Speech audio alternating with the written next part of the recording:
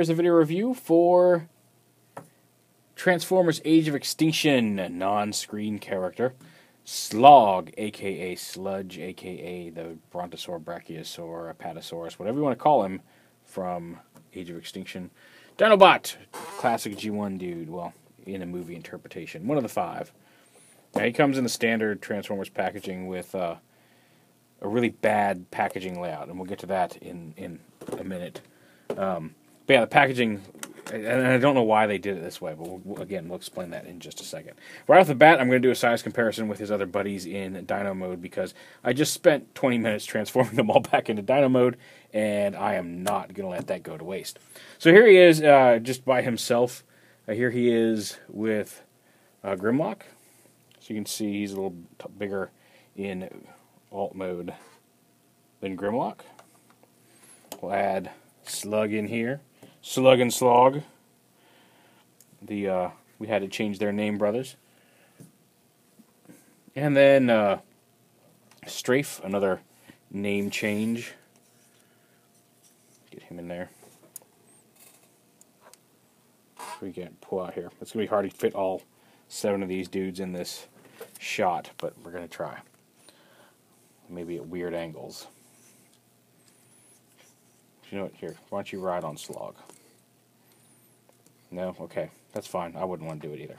Alright, so there he is. Then we got Slash. Is that Slash? No, that's Scorn. That's Scorn.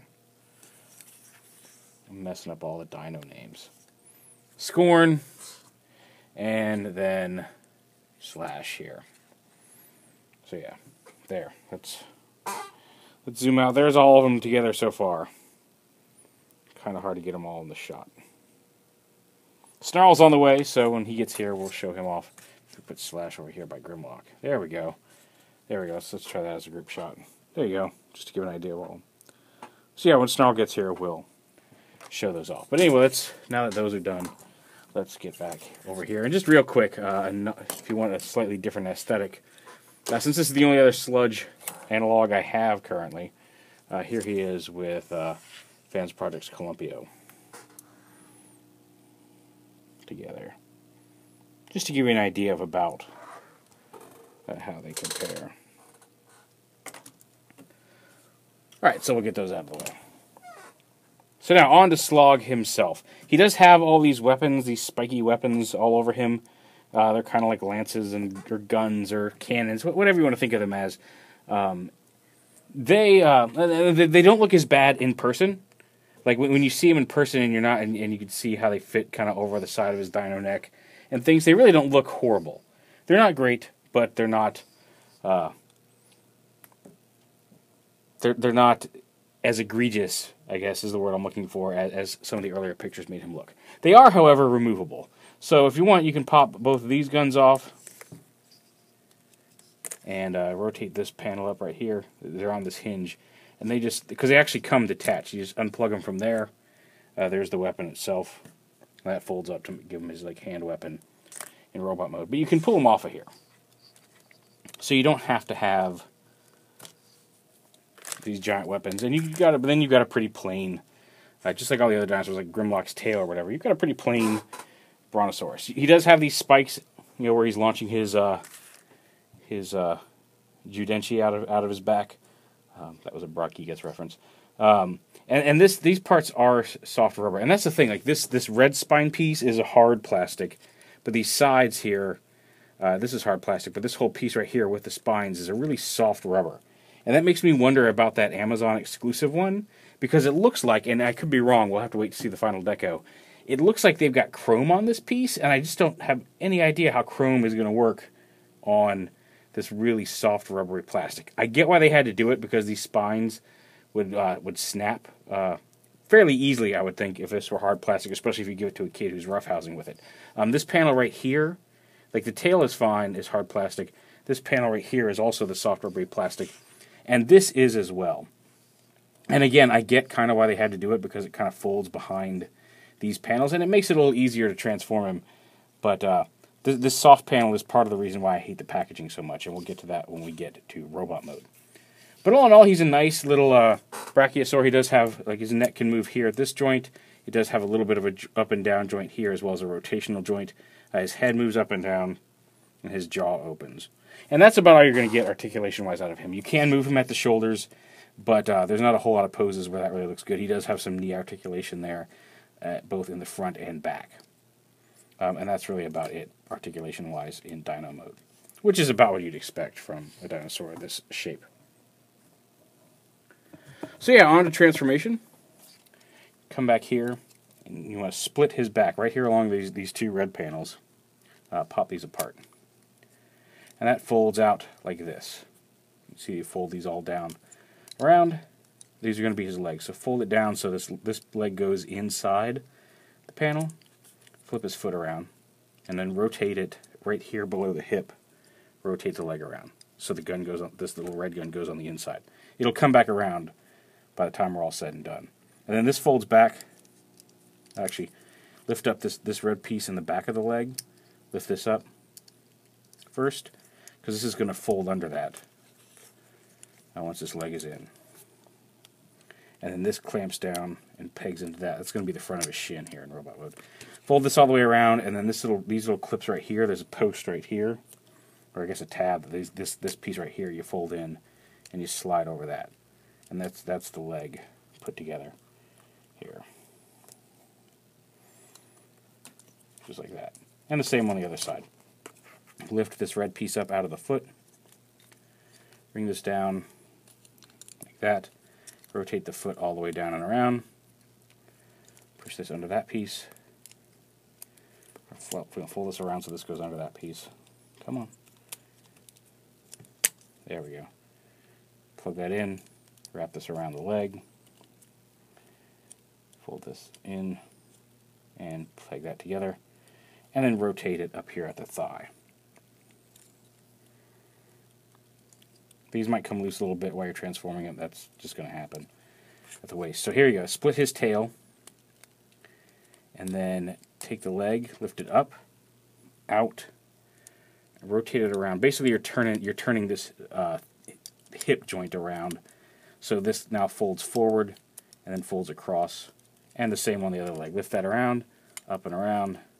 So basically, so the hinge now is at the back of the leg. This is the front part of the robot. So this hinge is at the back part of the hip. And you fold these around like that. And you'll see that turns the shins around the proper way, as I mentioned. And then you can, if these come loose, you can just plug these back in. Those actually stay in place pretty well, aside from during the transformation. You can wait and plug all that together last, and you won't have that issue. But there's the lower half of the robot done. And up here, I'm going to come up here, lift his head up a little bit, which pulls this flap out. You can see this chest panel here is tabbed together underneath here. Let me lift this up just a little bit to get this a little bit more in focus or in frame. So you can see where that tabs together. You pull these out a little bit like this. Fold them out. There's a hinge right here. You want to bend them out at that hinge. And then this whole assembly right here folds down, and then you push right here, these little ridges push into his chest like that. And that gives you the room to fold this whole assembly all the way down. And you want to lift his Dino Mode head up, and then make sure this panel comes down straight so it sits along his back like that. And then the Dino head rotates up and sits behind this plate up here. Now, and that's where I have a problem with the packaging, because in the packaging, well, let me go ahead and get into robot mode, and I'll show you what that is about. So then you collapse this down. You can see where this hinge extends right here. Collapse the torso down onto the body and lock that in place. There's his head. And then once you've got these folded, these panels fold back at the hinge like that. Bring his arms down. You can push on the dinosaur heel right here, and that will pop his fist out. And then rotate his arm, and then you can pull out the armor here, expands his arm a little bit. Same over here, flip the fist out, pull the armor out, the shoulder pads. And then fold this down so this sits underneath his body here. And it just kind of sits along his back. Fold that up. And there you have him in robot mode. Now, to talk about the packaging that was bothering me, the way this comes in the package is, this is, like I said, this is that soft rubbery plastic.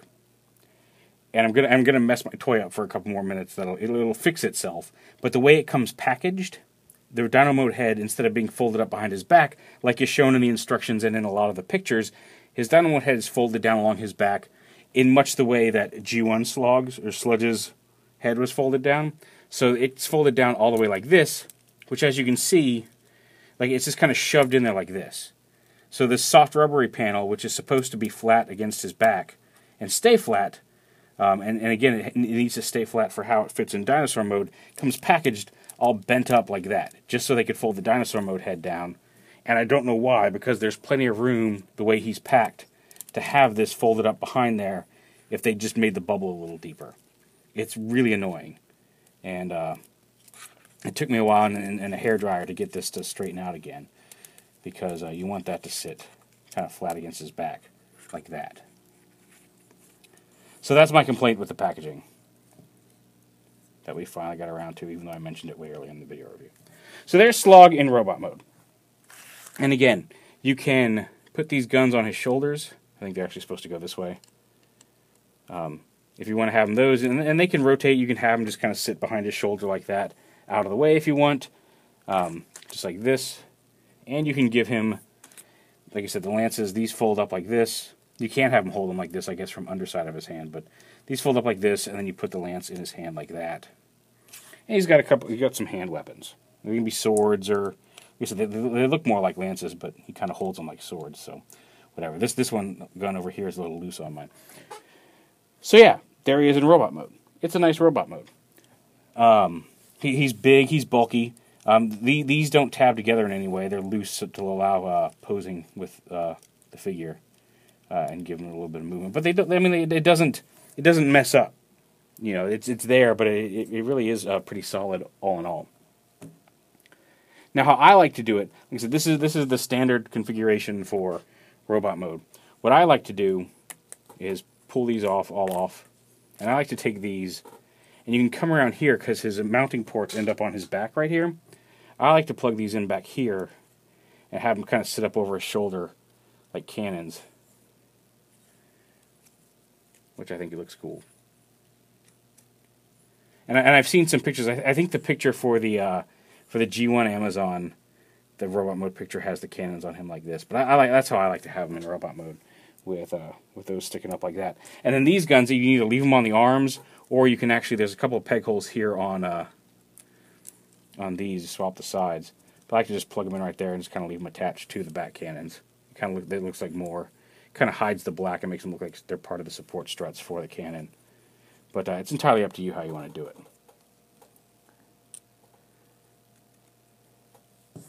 Now, one of the drawbacks, like you probably saw, this doesn't, I haven't found any way that this locks in. The instructions don't show this locking in any place. There's no, there's no clip or anything back here that holds this down. So, I mean, it stays just fine by gravity, and you can pick him up, and it's not going anywhere, unless you try to grab him by his, if you grab him by his back, it does lift up. But if you grab him, you know, like just grab him the way you'd hold an action figure, it doesn't move. But it would have been nice if that back panel had locked in somewhere. Other complaints, he does have the gorilla arms that has kind of become a standard thing on these Dinobots. There is no wrist swivel, just due to the way they transform. There wasn't room for one. So, again, that's a little bit of a disappointment. Other than that, though, he's got all the standard articulation. He's got a waist swivel. He's got a ball-jointed neck with actually a pretty decent range of motion considering his helmet. These shoulder armor pieces are on a little bit of a hinge, so you can either have them flat against his arm or kind of flip them out more like pauldrons, just to give it a little bit more of a flare off the arm there. Same with the forearm armor. You can leave it collapsed like that, and it looks just fine. You can pull it out just to give it a little bit more flair. These, again, you could probably transform this in such a way that, because you can turn the hips around, you could do it so these will go on the inside, but you can do it so the belt sits on his back, if you so choose. But yeah, and he's got the waist, hip, thigh swivel, a knee hinge. No ankle tilt, but he does have some ankle. He does have a hinge there at the ankle as well. So he's actually got some decent range of motion in robot mode, And all in all, he's like I said, his robot mode is actually pretty cool. My main complaints are that the backpack doesn't tab in, and there's just a lot of that soft rubbery plastic that makes sense in hand and hasn't really given me too many issues. But I there's just a lot of it. Like I said, this whole back panel here is soft plastic.